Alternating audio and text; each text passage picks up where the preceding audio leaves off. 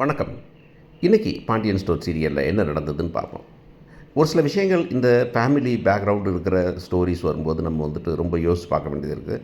Sometimes நம்ம வந்துட்டு heroine அப்படிங்கிறது அவங்க நியாயம் அப்படின்னு நம்ம போயிட்டே இருப்போம். வில்லத்தனமாக இருக்கிறவங்க பண்ணுறதெல்லாம் வில்லத்தனம் அப்படின்னு நினைப்போம். ஆனால் வில்லத்தனங்க பண்ணுறதுலேயும் அதுலேயும் ஒரு சில நியாயங்கள் இருக்கும் அப்படிங்கிறதையும் நம்ம யோசிக்க வேண்டியதாக இருக்குது. இதை முற்றிலும் நியாயம் அப்படின்னு சொல்ல முடியுமான்னு தெரியல. ஆனால் ஒவ்வொரு மனுஷரை பொறுத்தவரையில் அவங்க வில்லத்தனமாக யோசிக்கிறாங்களா, நல்லதுக்கு யோசிக்கிறாங்களா அப்படிங்கிறது பெரிய விஷயம். ஒருத்தரை கெடுக்கணும் அப்படின்னு நினைக்காம பண்ணுறது இருக்கே, அதில் வந்துட்டு சுயநலம் இருக்கும் அப்படிங்கிறது நமக்கு எல்லாம் தெரியும். சுயநலம் இல்லாத மனுஷன் யார் இருக்கா அப்படின்னு பார்க்கலாம்.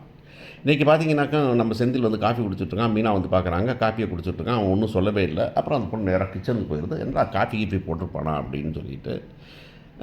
வாழ்க்கையிலே நடக்காத ஒரு சமாச்சாரம் அந்த ஊருக்குள் நடந்திருக்குது அப்படிங்கிறது தான் பெரிய விஷயம். என்னன்னாக்கா பால் காய வைக்க கூட அங்கே ஒன்றும் ஸ்டவ் இருக்க மாதிரி தெரியல. இது ஏன் மீனா அம்மாவுக்கு தெரியலைன்னா, மீனா அம்மா அந்த பொண்ணு கண்டுக்கவே இல்லை அப்படின்னு வச்சுக்கலாம். ஏன் அந்த பொண்ணுக்கு தெரியல கோமதிக்கு ஸ்டவ் வாங்கி வைக்கணும், அது வரைக்கும் என்ன பண்ணுவாங்க, ஏது பண்ணுவாங்க அப்படிங்கிறத ஏன் யோசிக்கலை? இவன் சோறு வாங்குறான், பீர் வாங்குறாங்கிற மாதிரி இவன் பாடலாம் பீர் வாங்குறான், சோறு வாங்குறான் மாதிரி இவன் சோஃபா வாங்குறான், அது வாங்குறான், இது வாங்குறான். இதை பற்றி இன்னும் யோசிக்கவே இல்லை. நான் கேஸுக்கே பண்ணலை. அப்போ எதை வச்சு சமைப்பாங்க அப்படிங்கிறதெல்லாம் பெரிய கொஷினாக இருக்குது. அப்போ போகுது. அப்புறம் உடனே நான் தான் காஃபி கடையில் வாங்கிட்டு வந்தா குடி அப்படின்னு குடிக்க சொல்கிறான். அவன் குடிக்க சொல்லிட்டு இருக்கும்போதே கதவு தட்டுறாங்க. பார்த்தா அவங்க மாமனார் மாமியார் வந்துடுறாங்க. அவங்க ஜாமான்லாம் கொண்டு வர்றாங்க. எல்லா ஜாமானையும் நான் வாங்கி தரேன் அப்படின்னு அவங்க அப்பா சொல்கிறாரு. இதெல்லாம் நார்மலாக உலகத்தில் மனுஷங்க நடக்கக்கூடிய சமாச்சாரம் அப்படிங்கிறது நமக்கு தெரியும். ஆனால் என்னென்னா, முன்னுக்கே கல்யாணம் முடிச்சுட்டு போயாச்சு. இப்போ திடீர்னு என்ன சொத்து வாங்கி தரீங்க, இது வாங்கி தரீங்க அப்படிங்கிற கொஷினும் இருக்குது நமக்கு.